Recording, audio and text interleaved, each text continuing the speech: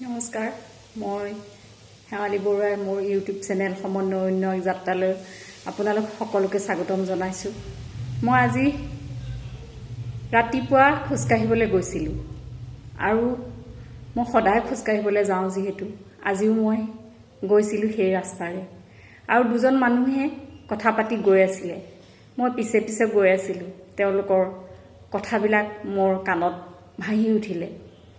এজন মানুহে কৈছে, টকাই কেতিয়াও নামাতে।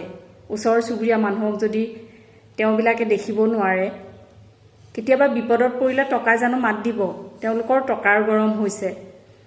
এইটো কথা শুনি মোৰ বহুত মনত কিবা এটা ভাৱ আহিছে। কথাটোতো সঁচা হয়। কথাটো তেওঁলোকে সহজভাৱে পাতি গৈছে, কিন্তু মই যেতিয়া শুনিলোঁ মোৰ মনত লাগি গৈছে, কাৰণ কথাটো সঁচা। কৈছে যে মানুহজনে কৈছে এইজনক, টকাৰ গৰম দেখুৱাইছে সঁচা, কিন্তু বিপদত পৰিলে কোনে চাব? বিপদত পৰিলেতো ওচৰ পাজৰৰ মানুহে অঙহী বহিহে চাব লাগিব। তেওঁলোকে কিয় এনেকুৱা কাম কৰিছে? এইটো কিন্তু সত্য কথা কৈ গৈছে মানুহজনে।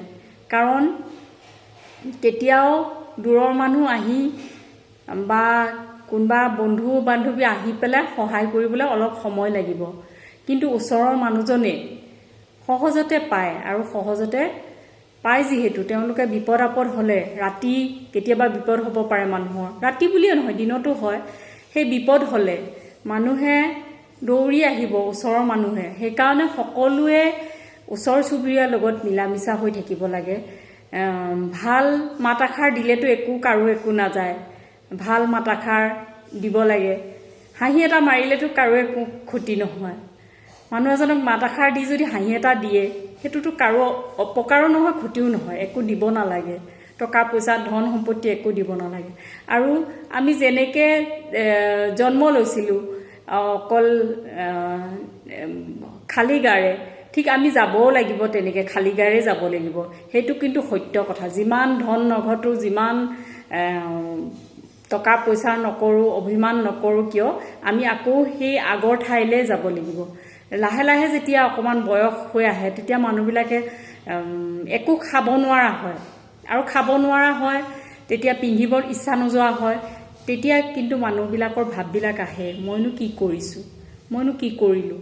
সেইকাৰণে মই সকলোকে অনুৰোধ কৰিছোঁ, ওচৰ পাজৰৰ লগত ভালে মিলা মিছাকৈ থাকক। মাত এষাৰ দিয়ক।